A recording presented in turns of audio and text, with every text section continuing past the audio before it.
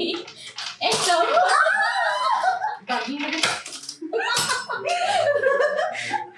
আমি তো খুঁজেই পাইলাম না বইটা হইব না ভাই। পিটি খুব সোজা একটা জিনিস, তাই না? এমন কিছুই না। পরীক্ষা দেওয়ার আগে যদি আপনাদের কোনো কনফিউশন থাকে, অ্যাটলিস্ট পরীক্ষা দেওয়ার পরে তো এটা বুঝতে পারতেছেন যে এটা একটা খুবই সিলি একটা জিনিস, যেটার জন্য আসলে এত ঘাবড়াইছি।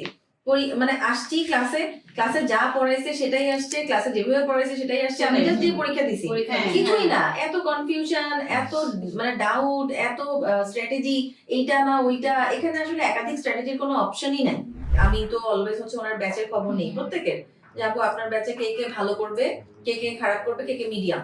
কারণ মিডিয়াম গুলোকে আমাদের টেনে উপরে উঠাইতে হবে, আর যে ভালো করবে তাকে আমাকে ধরে রাখতে হবে। অনেক সময় ভালোরা দেখি ফ্যামিলিগত ইস্যু বা পার্সোনাল ইস্যুর কারণে ঝরে পড়ে, কেউ যেন ঝরে না পড়ে, কাউকে যেন একাধিকবার পরীক্ষা দিতে না হয়। তারপর আরেকজন এসে বলতেছে যে ক্লাসের মধ্যে আবার আর্টিকেল পড়াবে কেন? আর্টিকেল পড়ার কি হলো? বাট ওই ক্লাসে এক্স্যাক্টলি অনেকেই আছে আর্টিকেল পারে না। অ্যাকচুয়ালি আর্টিকেল খুবই সিলি একটা জিনিস, এটা কেন সবাই পারবে না? বাট আমি টিচার হিসেবে যদি বলি কেন তোমরা এটা পারবা না, এটা কিন্তু একটা অন্যায়। পারো না দেখেই তো আসছো আমার কাছে, তাই না?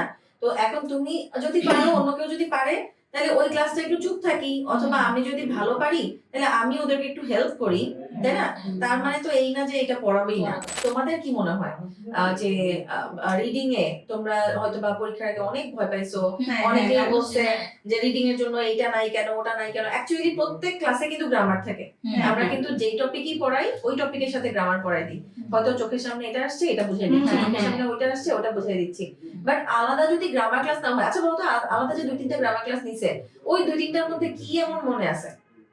খুব একটা কিছুই মনে থাকে না, কারণ ওগুলা হয়ে যায় বুকিশ। আর যেগুলা যখন চোখের সামনে আসে ওটা হয়ে যায় প্র্যাকটিস, ওটা মাথায় ঢুকে যায়, তাই না? তো এই যে যারা বলছে যে গ্রামারের জন্য এই নাই সেই নাই, হ্যাঁ, কথাটা কি আদৌ ঠিক? না না, ঠিক না অবশ্যই। কারণ হচ্ছে আপু যে গ্রামার গুলো পড়াইছে পার্সোনাল স্পিচ এর মধ্যে, যেমন হচ্ছে 2 এর পরে হচ্ছে প্রেজেন্ট ফর্ম, এটা কিন্তু খুবই কমন। আর কোথাও না কোথাও অবশ্যই থাকে যে 2 কিন্তু অনেক জায়গায় থাকে। তারপর এ এন্ড ডি এর পরে যে হচ্ছে নাউন হয়, কিভাবে হয়, নাউনের একটা আলাদা ক্লাস নিচ্ছে আপু। তো এগুলো অবশ্যই দরকার আছে, কারণ আর রিডিং এ কিন্তু সবাই বেশি খারাপ করে।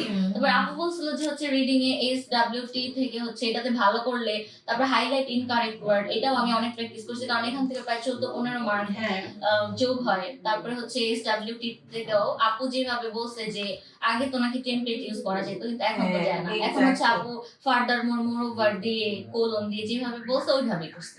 আগের থেকে এখন স্কোর আরো বেশি ভালো আসছে না? হ্যাঁ, যারা ভালো করার, সাপোজ তুমি হচ্ছে 60 পাওয়ার মতো, দেখবা তুমি আরো একটু বেশি পাবা, কারণ এখন পিটি এর স্কোরিংটা এত সুন্দর, ওরা জাস্ট দেখে যে তোমার লেভেলটা কেমন, সেই লেভেল অনুযায়ী তোমাকে আরো বেশি দিচ্ছে। ঠিক আছে? আগে কিন্তু উল্টা আরো কম আসতো। আগে আমরা অলওয়েজ ধরে রাখতাম যে যা পাওয়ার তার থেকে একটু কম আসবে। এক্স্যাক্টলি। তো অনেক কিছুই ভালো খারাপের অনেক ভাবে চেঞ্জ হয়েছে, অনেক কিছু আসছে।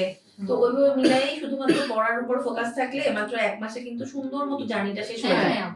আর এত খুশি মানে একটা টাইম আসে, যেমন এই যে এখন আর কোনো পড়ার টেনশন নাই, মাথার মধ্যে কোনো প্রেসার নাই, আগামী 2 বছর ফ্রি। এক্স্যাক্টলি।